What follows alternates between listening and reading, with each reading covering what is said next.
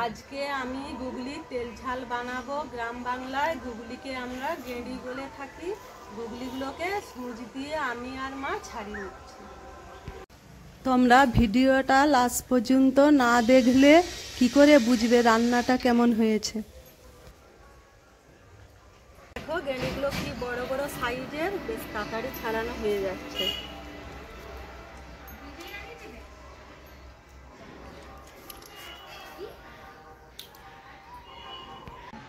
একটু সাপোর্ট করো, বৌমা রান্না টান্না করতে ইচ্ছে, আর একটু সাপোর্ট করো ভালো করে। ছাড়ানা হতে একটু বাকি আছে, ছাড়ানা হয়ে গেলে মশলাপাতিগুলো রেডি করে নেব। মা গেঁড়িগুলো খুব সুন্দর লাগে খেতে, বলো, আর খুব সুন্দর স্বাদ। এগুলো তো স্বাদের জিনিস নয়, এটা পুকুর থেকে তুলে নিয়ে আসে। হ্যাঁ মা, গেঁড়িগুলো খুব খেতে ভালো লাগে। ভালো করে তেল ঝাল বানালে আরও খুব সুন্দর লাগবে খেতে। ছাড়ানো হয়ে গেছে, এবার লবণ দিয়ে ভালো করে ধুয়ে নিতে হবে।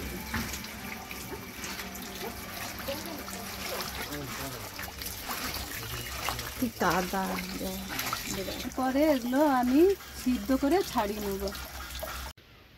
আমি ধুয়ে নিয়েছি, তোমরাও লবণ দিয়ে ভালো করে ধুয়ে নেবে, না হলে খাবার সময় খিচখিচ করবে। চলো তবে সিদ্ধটা বসিয়ে দিই বৌমা, চলো। গেঁড়িগুলো সিদ্ধ হয়ে গেছে, চলো মা চাকরিগুলো ছাড়িয়ে নিই। চাকরিগুলো ছাড়ানো হয়ে গেছে বৌমা, এবারে মশলাগুলো রেডি করে দিচ্ছি। ঝাল করো, গরম গরম ভাত আর গেঁড়ির ঝাল খেতে বড় স্বাদ। আমি মশলা হিসাবে নিয়ে নিয়েছি লবণ, হলুদ গুঁড়ো, শুকনা লঙ্কা বেটে নেব, গোটা জিরে নিয়েছি বেটে নেব, সাথে পেঁয়াজ নিয়েছি কেটে নেব, টমেটো কেটে নেব, আদা কেটে নিয়েছি বেটে নেব, রসুন ছাড়িয়ে বেটে নেব, সঙ্গে অয়েল হিসাবে সলনি তেল নিয়েছি। পেঁয়াজগুলো কেটে নিচ্ছি। পেঁয়াজ কাটা হয়ে গেছে, এরপর আমি টমেটো কাটছি। টমেটো কাটা হয়ে গেছে। আদাগুলো শিলনোড়ায় বেটে নিচ্ছি।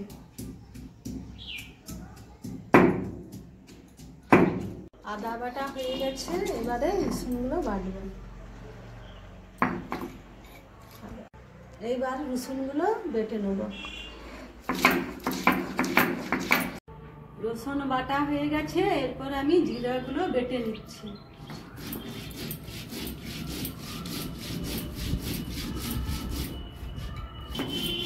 জিরা বাটা হয়ে গেছে, গোটা লঙ্কাগুলো বেটে নিচ্ছি।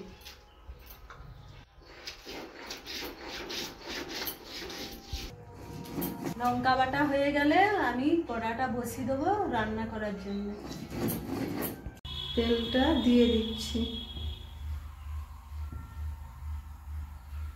ছাড়িয়ে রাখা গেঁড়ির মধ্যে আমি লবণ, হলুদ গুঁড়ি দিয়ে মেখে নিচ্ছি।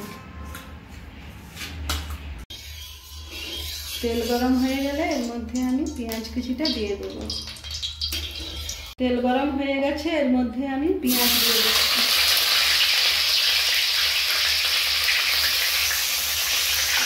এবার একটু ভেজে নিচ্ছি।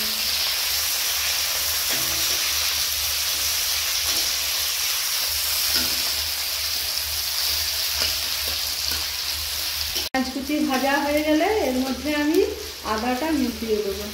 পেঁয়াজ কুচি ভাজা হয়ে গেছে, এর মধ্যে আমি আদা বাটাটা দিয়ে দিচ্ছি।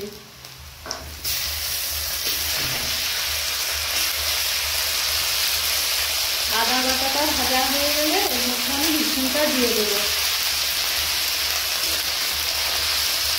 আদা বাটা ভাজা হয়ে গেছে, এরপর আমি রসুন বাটাটা দিয়ে দিচ্ছি।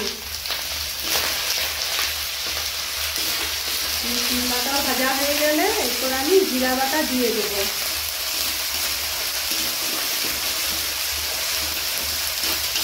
রসুন বাটা ভাজা হয়ে গেছে, এরপর আমি জিরা বাটাটা দিয়ে দিচ্ছি।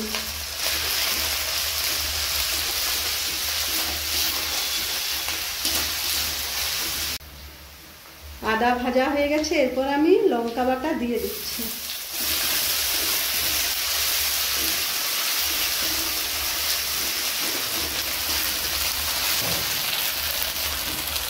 টমেটো কুচি দিয়ে দিচ্ছি।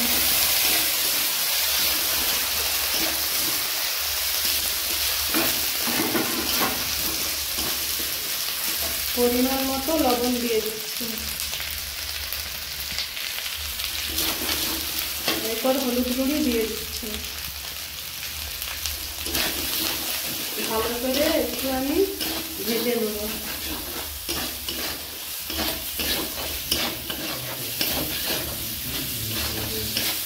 মশলা ভাজা হয়ে গেছে, এর মধ্যে আমি গেঁড়িগুলো দিয়ে দিচ্ছি।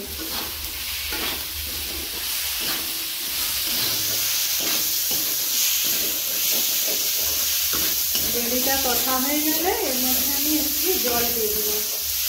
কষা হয়ে গেছে, গেঁড়িটা সিদ্ধ হওয়ার জন্যে আমি অল্প করে মশলার জল মিশিয়ে দিচ্ছি।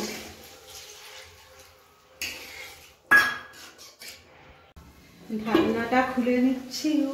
কি সুন্দর গন্ধ বেরোচ্ছে। রেডি হয়ে গেছে, এবার আমি নামিয়ে নিচ্ছি।